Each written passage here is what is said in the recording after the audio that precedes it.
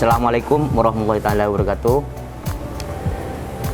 Saya Abdul Somad, lahir di Sumberanyar, sebuah kampung di Desa Larangan Tokol, Kecamatan Telanakan. Kebetulan hari ini saya ingin memaparkan beberapa pekerjaan saya yang sudah berumur 1 tahun, dan alhamdulillah pekerjaan ini lancar tanpa halangan apapun meskipun situasinya pandemi. Saya lahir tanggal 5 bulan April 1980. Pendidikan terakhir di SDAI Al-Hoirot, mondok di Pondok Pesantren Mambaul Ulum Bata-Bata.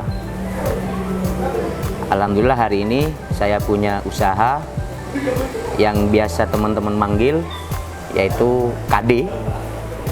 Itu nama brand ya, brand yang membidangi di dunia industri batik. Jadi label batiknya itu namanya batik KD gitu loh. Alhamdulillah saya pemiliknya, saya sebagai owner di Istana KD, nama tokonya Istana KD, terus brand batiknya bernama Batik KD.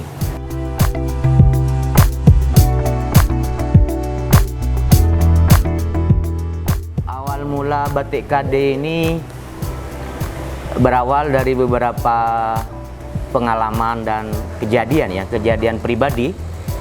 Waktu itu banyak beberapa temen yang meminta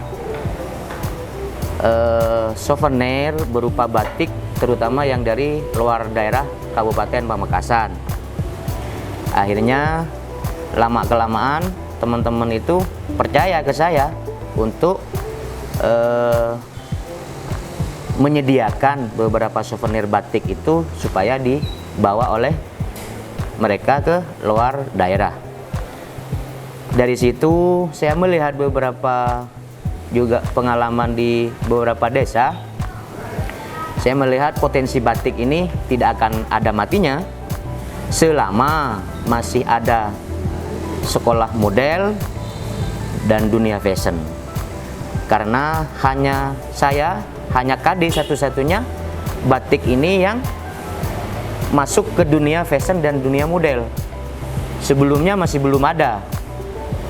Semua pengusaha batik yang ada di Madura, khususnya yang ada di Kabupaten Pamekasan ini, rata-rata target mereka pameran, tidak ke dunia fashion dan model.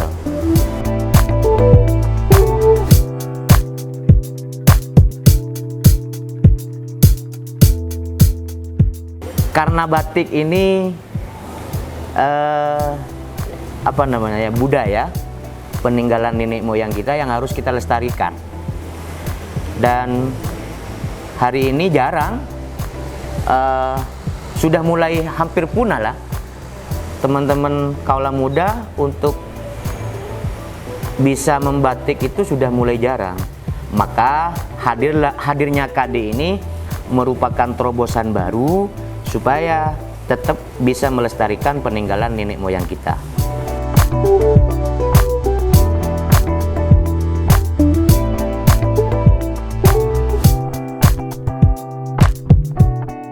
Alhamdulillah untuk di Istana KD fokus ke batik tulis Pamekasan dan khususnya Madura.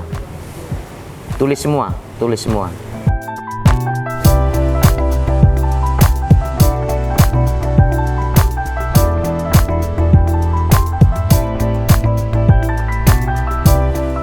Sementara pengrajin batik yang saya pekerjakan masih sekitar 7 pengrajin, itu pun di daerah kampung halaman saya, di daerah Toronan. Rata-rata mereka famili, sepupu, terus ponaan, dan termasuk mertua saya juga pengrajin batik.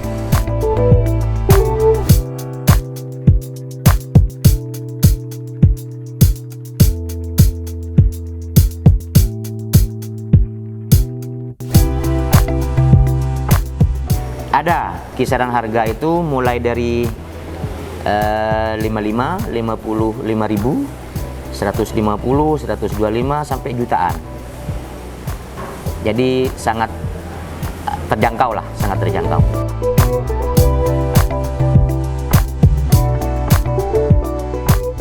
Terkait pemasaran, sementara saya sudah beberapa kali ke luar daerah, termasuk ke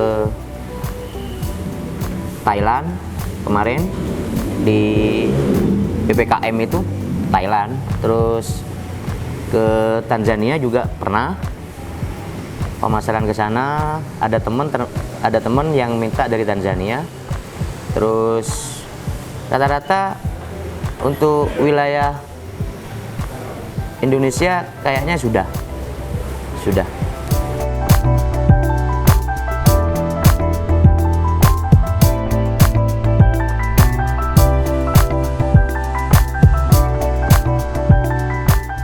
Tantangannya banyak.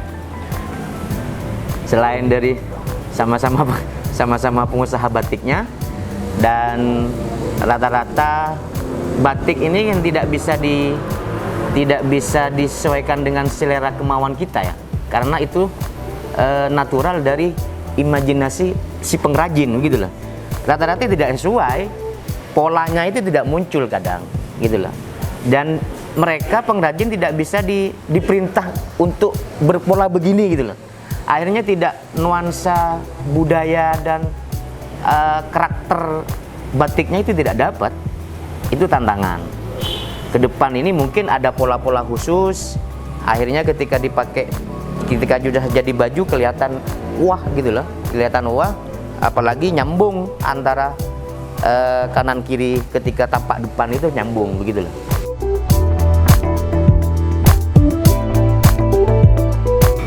Ini andalan Batik KD kemarin ketika anniversary 1 tahun kemarin saya ajarkan, saya launching di situ, launching batik Pamelengan. Nama batiknya batik Pamelengan. Batik Pamelengan ini berawal dari sebuah karya lomba yang diadakan oleh Istana KD waktu itu. Ada beberapa daerah yang ikut, termasuk ini kan skopnya skop Madura ya, lingkupnya lingkup Madura. Ada yang dari Bangkalan, ada yang dari Sampang. Mereka berlomba-lomba untuk menciptakan batik Pamelengan itu. Saya kasih tema waktu itu Ronggo Sukowati. Kenapa batik Pamelengan? Karena di motif itu muncul beberapa serat yang bernuansa Ronggo Sukowati. Akhirnya saya kasih nama batik itu nama Pamelengan.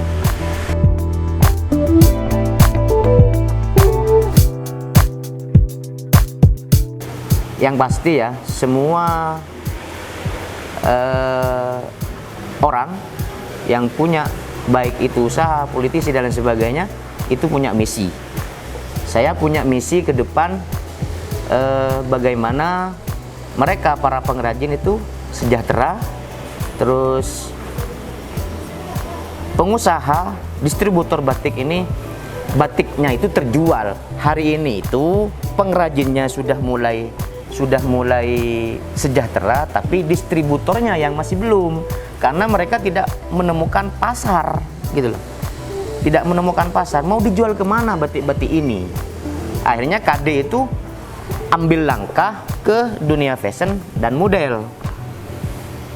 Sasarannya ke sana. Target di 2022 Istana KD ini punya cabang di beberapa kabupaten.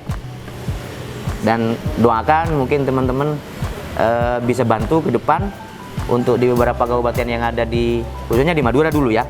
Di Madura KD bisa muncul di beberapa kabupaten, tidak hanya di Pamekasan. Kiat suksesnya mungkin bisa ini jadi motivasi ya. Kiat suksesnya itu sebenarnya sakit hati dulu baru kita bisa sukses. Intinya bagi pemula jangan merasa rendah diri, percaya dirilah. Untuk pengusaha-pengusaha yang hari ini masih mau merintis, jangan merasa takut, jangan merasa dirinya tidak akan sukses. Tapi yang paling penting itu kita harus punya semangat tinggi dan kita tetap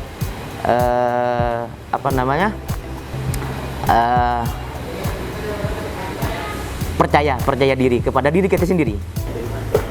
Untuk teman-teman KM Hafiz, ketika jenengan semua mau beli batik, maka kunjungilah Terminal Ronggo Sukuwati, Jalan Raya Cekuk, Kecamatan Telanakan, Kabupaten Pamekasan. Itu ada di sebelah timur dan di dalam terminal sebelah timur. Sehelai Batik KD bisa menghadirkan sejuta kewibawaan dan kesejahteraan. Terima kasih dari saya. Wassalamualaikum warahmatullahi wabarakatuh.